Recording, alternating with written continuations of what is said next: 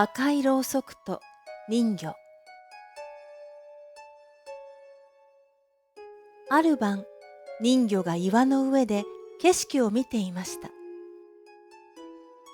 海は冷たい、暗くて寂しい、と彼女は思いました。海岸の街を見ると、明るい光がたくさんあります。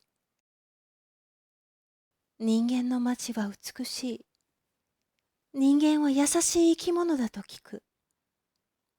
私たち人魚は半分は魚だけど、半分は人間。人間の世界で生きることもきっとできる。彼女のお腹には赤ちゃんがいました。自分はこの暗くて寂しい海の世界を出ることができなかった。でもこの赤ちゃんは明るい人間の世界で生きてほしい。友達をたくさん作って幸せに暮らしてほしい。彼女はそう思いました。それで、ある月が明るい晩、海岸の神社へ行って赤ちゃんを産みました。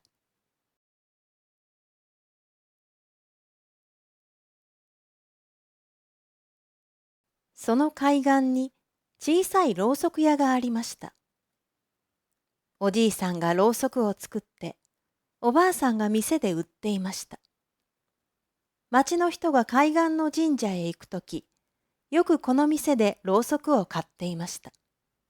それで、夫婦は神社の神様に感謝して、毎日ろうそくをお供えしていました。その日は忙しかったから、おばあさんは夜になってから神社へお参りに行きました。月が明るい晩でした。帰るとき、石段の下で泣いている赤ちゃんを見つけました。捨て子だ。かわいそうに。でも不思議。こんな夜遅くに人が通ることは珍しい。これはきっと神様が子供がいない私たちにくださった赤ちゃんだ。大切に育てましょう。そう思っておばあさんは赤ちゃんを拾って家へ帰りました。おじいさんに相談すると、そうだね。この子は神様がくださった子に違いない。私たちが大切に育てなかったら罰が当たる。とおじいさんも言いました。二人は赤ちゃんを育てることに決めました。それからその赤ちゃんが女の子で、腰から下が魚の姿だとわかりました。おや、この子は人間じゃない、人魚だ。とおじいさんが言いました。あらあら、でもかわいい女の子ですよ。神様がくださった子です。大きくなったらきっと賢い子になるでしょう。とおばあさんは言いました。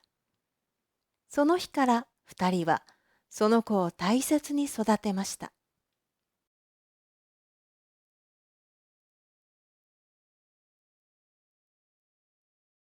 人魚の子はとても内気でおとなしい娘でした。自分が普通の人間とは違いますから、恥ずかしくて全然外へ行きませんでした。しかし、店のお客さんがその娘を見ると、みんなびっくりしました。彼女がとても美しかったからです。それで、彼女を見るためだけにろうそくを買いに来る人もいました。おじいさんは家の奥でたくさんろうそくを作りました。それを見ていた娘は、そのろうそくに絵を描くことを考えました。美しい絵があったら、もっとたくさんろうそくが売れると思いました。それじゃあ、描いてみたらいい。とおじいさんは気軽に言いました。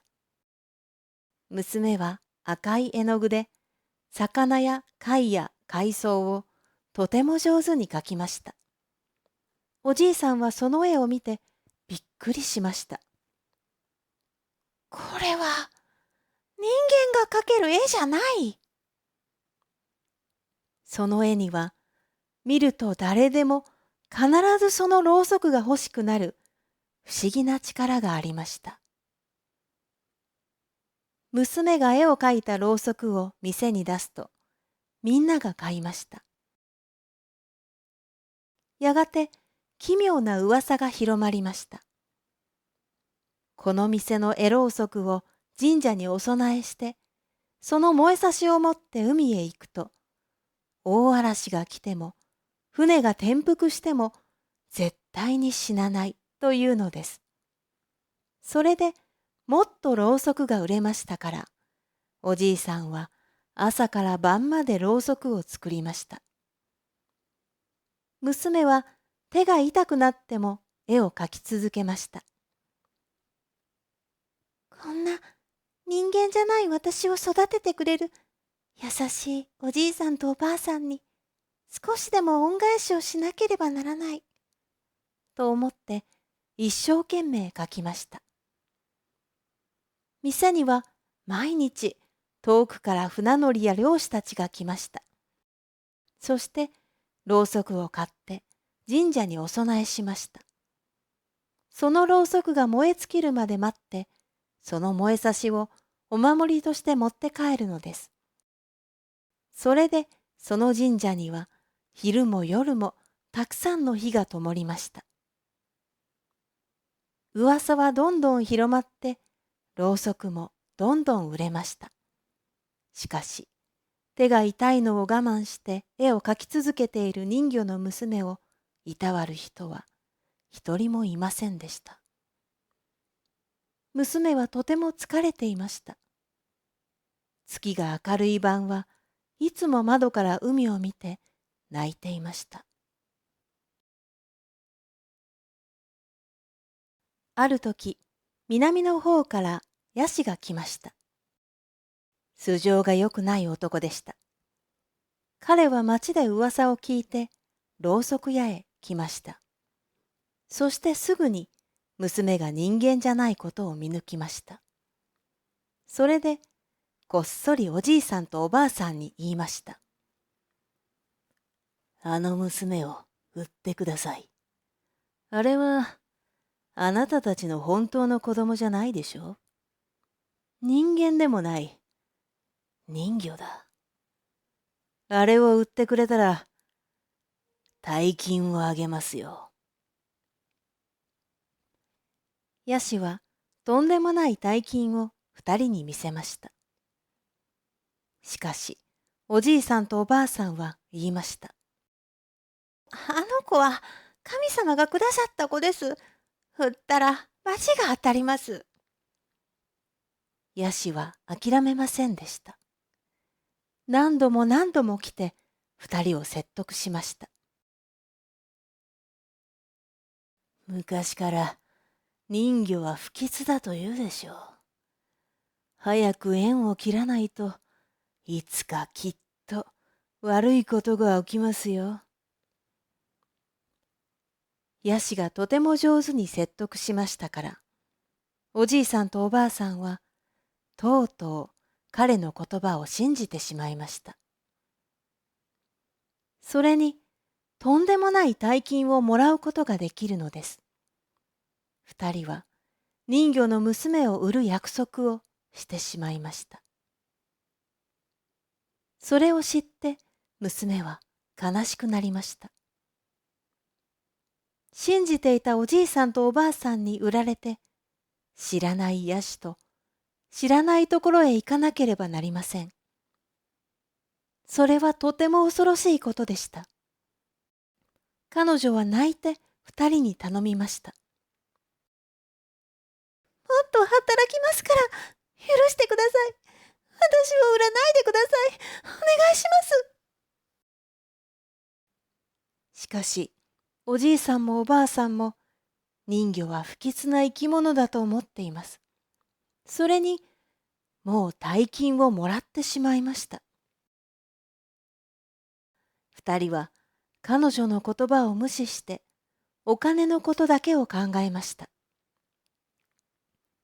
人魚の娘はもっともっと一生懸命ろうそくに絵を描き続けました。しかし、おじいさんもおばあさんも娘がかわいそうだとは思いませんでした。ある月が明るい晩でした。娘は一人、ろうそくに絵を描きながら波の音を聞いていました。自分の将来が不安で仕方がありませんでした。ふと、遠くから自分を呼んでいる声を聞きました。彼女は手を止めて、窓から外を見ました。でも、誰もいませんでした。ただ、海の上に月があって、世界を照らしているだけでした。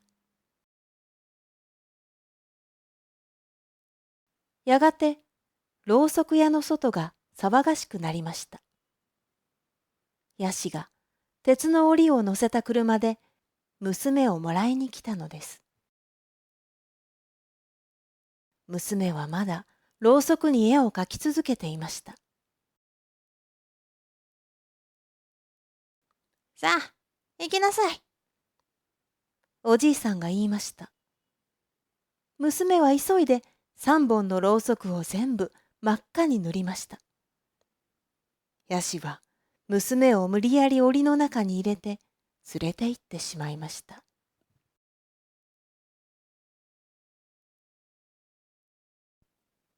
静かな夜でした。おじいさんもおばあさんもよく寝ていました。